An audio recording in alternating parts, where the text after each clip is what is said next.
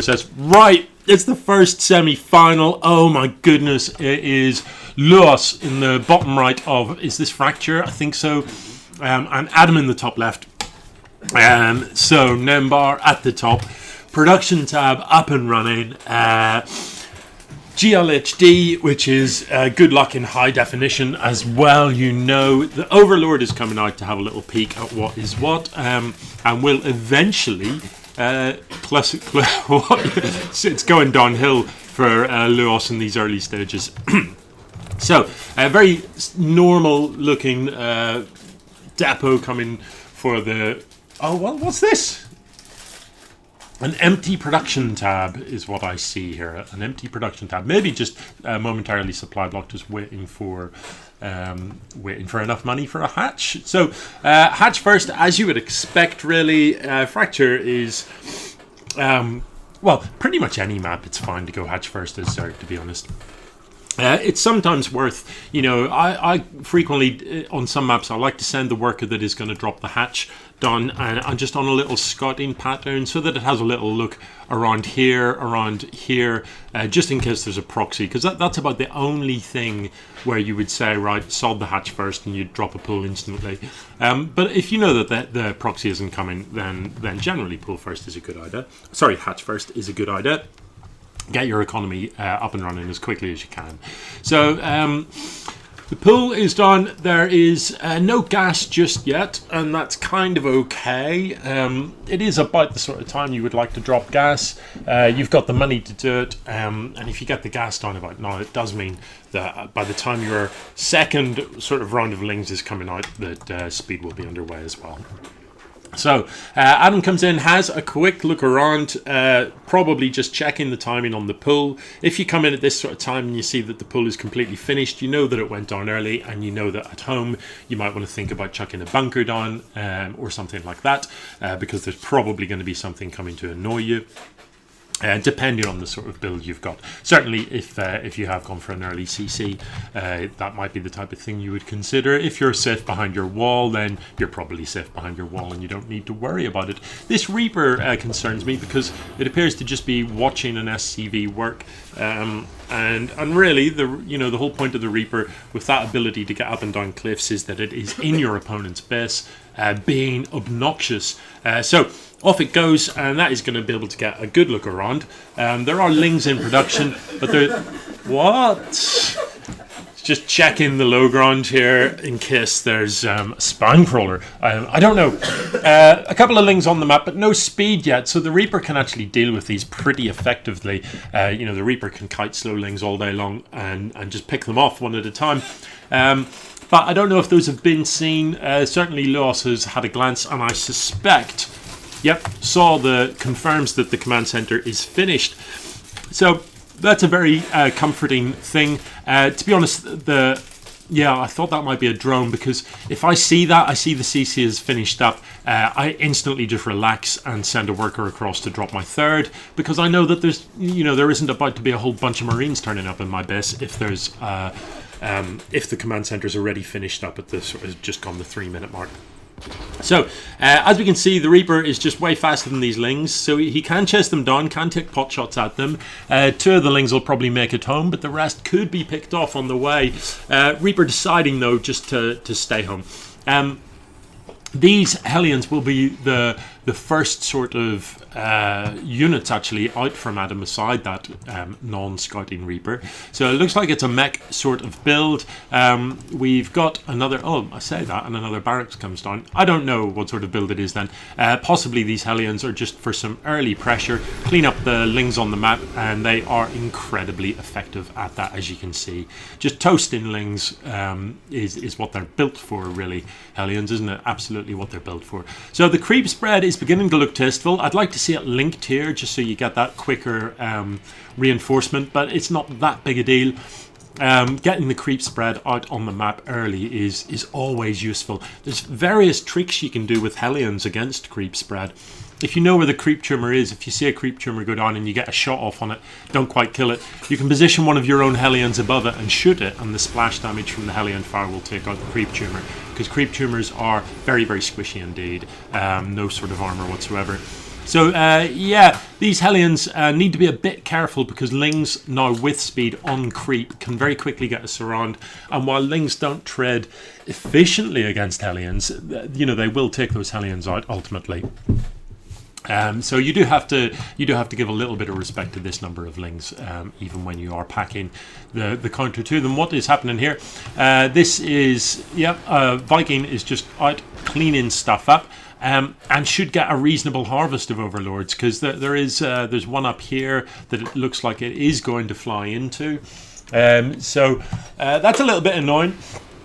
Means the lights go out for the Zerg player. The production tab looks healthy. Both of these players aren't messing about. It is semi-final stage after all, and you know, just compare this production tab to the sort of production tabs we saw in the early rounds that largely remained empty, and we can see that it is going on. We've got Lair being researched, the third is down, there's creep being spread, there's siege tanks building, medevacs building, marines building, stim being researched, just finished up. It is happening.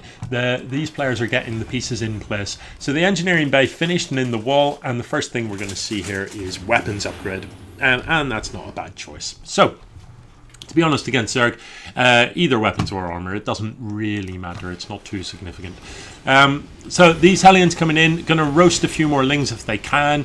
Do need to be careful again on creep, and none of the Banelings managing to connect. I don't think we've got Baneling speed yet, but it is in production.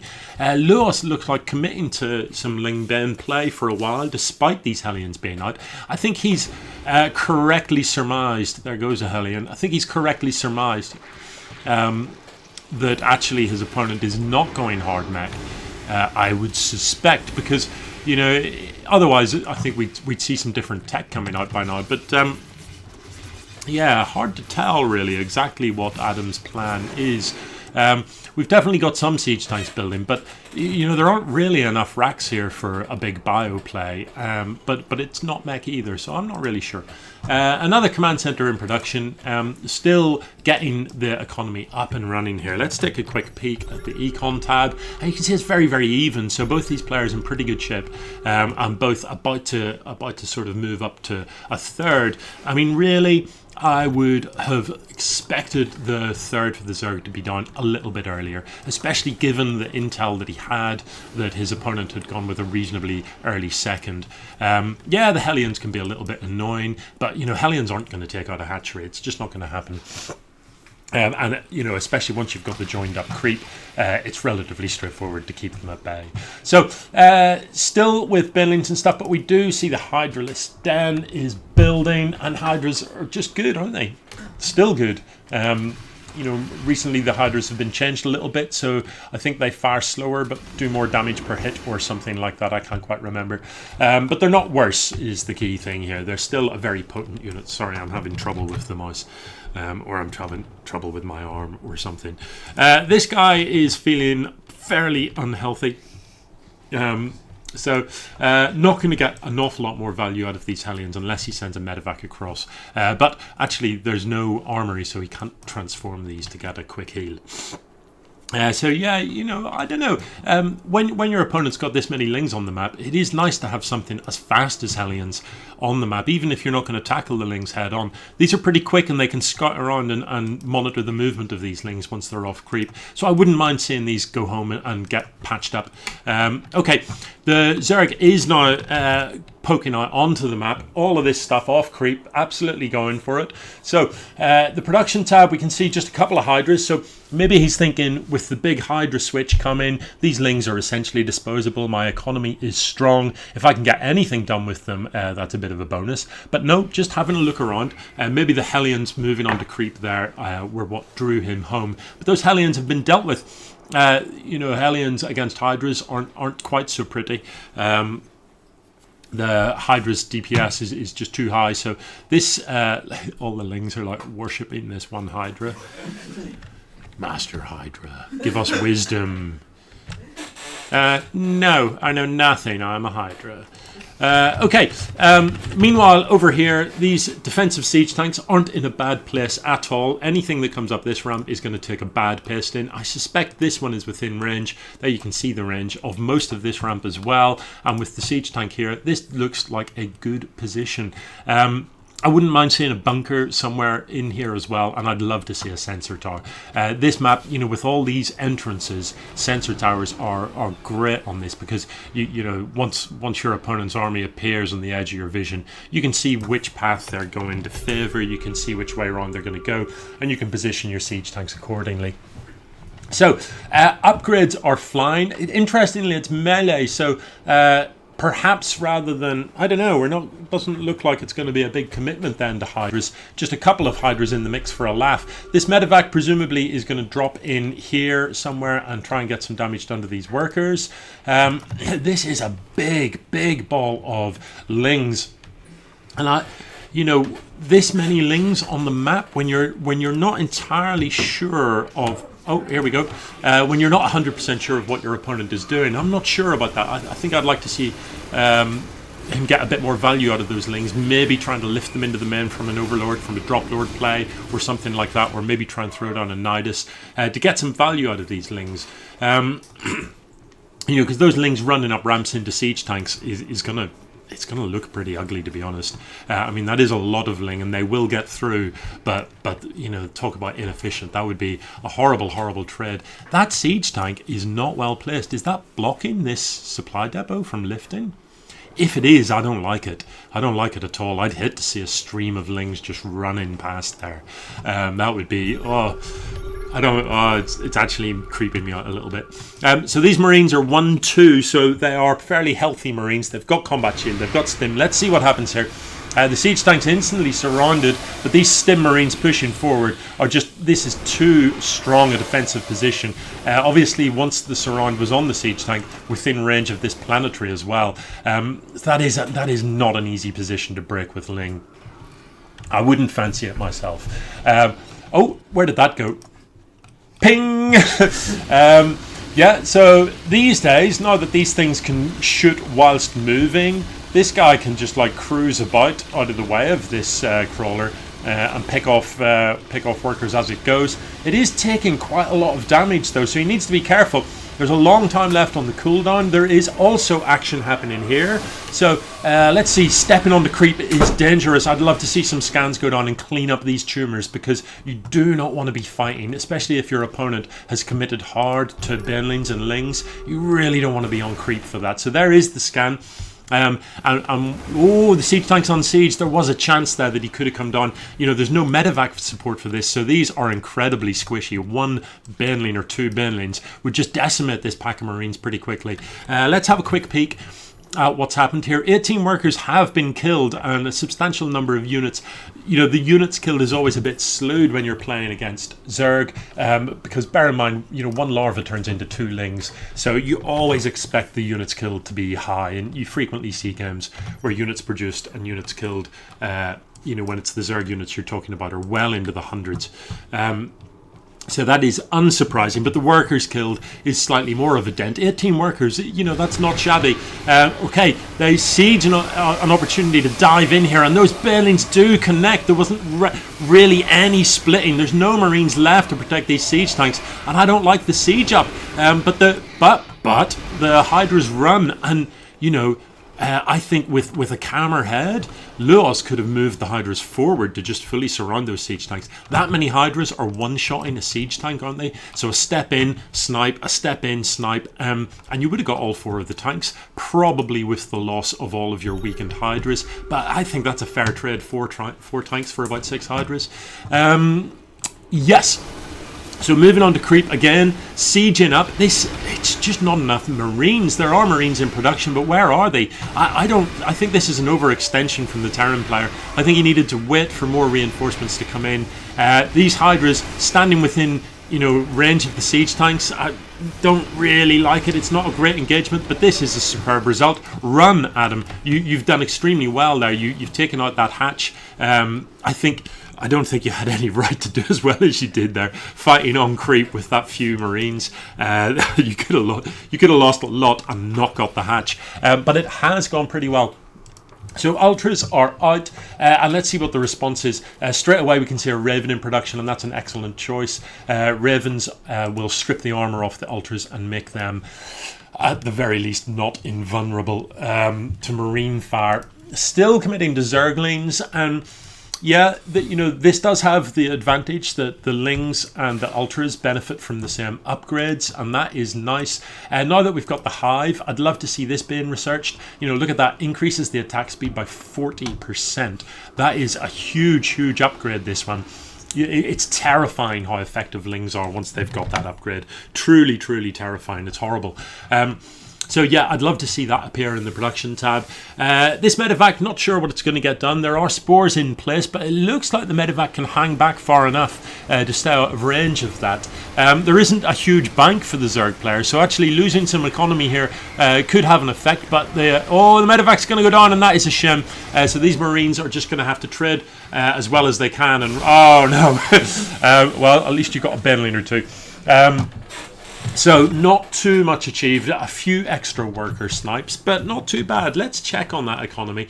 Ooh, that is a hearty imbalance. But look, not very much gas. Why is that? There, that's why. A few mules would redress that balance quite substantially, and once this base finishes up, we should see that economy swing again in the direction of our Terran player. But these Ultras are just ripping through everything here, and the armor shredding missile comes down very late. There isn't really anything left here. We've got an army supply of 45. It's a bit disparate, but these tanks, the tanks actually against Ultras are better unsieged, because they do slightly higher DPS, and Ultras with their armor, just splash damage doesn't affect them. So while the Hydras, I don't know, it's a bit of a toss-up really, isn't it? Certainly I wouldn't have all the tanks sieged against this type of composition. I'd like to see them unsieged, but no matter. This is going to be a planetary or not. I don't think it's going to get that far. The Terran doesn't quite have enough to push down here and defend against this. So I'd be tempted to cancel that and lift the command center to save it, because I don't think you can save it in situ, not at present. This is still not a particularly nice ramp to try and push up. It looks like the planetary might finish up, but it's just not going to matter. So that planetary does indeed fall. I heard a Yamato cannon charge up, but I didn't see what it actually shot. It sounded like... Oh! Or was it a tactical jump? So in it comes, sniping another bunch of workers. And this is quite nice, actually. That is a reasonable number of workers picked off. And a slightly damaged assimilator. So let's have another peek. So 35 workers killed. That is substantial. I wouldn't mind seeing a couple more battle cruisers in this game. These tactical jumps into the back can be beautiful, and if you've got the Yamato cannon, a tactical jump in and then just, Yamato cannon down the Ultralisk cavern, just shoot it, take it out of the game, and that's a wonderful thing. And then just run into this dead space, maybe nip back in and try and pick off the Hive. Killing the Hive is always so painful at this sort of stage in the game when you're Zerg. Why am I looking at this bit of the map? There's nothing here. This guy is just boogieing about. The scan goes down, sees that this, just checking the saturation on these bases, I guess. There's scans everywhere. Where are these scans? I don't know what's happening. So the Zerg maybe hears the scans and thinks he's probably looking somewhere else. Let's run up the ramp. He does run up the ramp. Where are the armor shredding missiles? I want to see more of those. This Ultra will die, but the others won't. There is just too much stuff here. They're having a go at this. Oh, the workers aren't repairing. That is a shame. Could have got double the value from that planetary if those workers had been repairing from the outset. I don't think there's much left for the Terran. I think we're just waiting for the fat lady to sing here. GG, the game is over. What a good game. That is an epic opener to a semi-final. GG.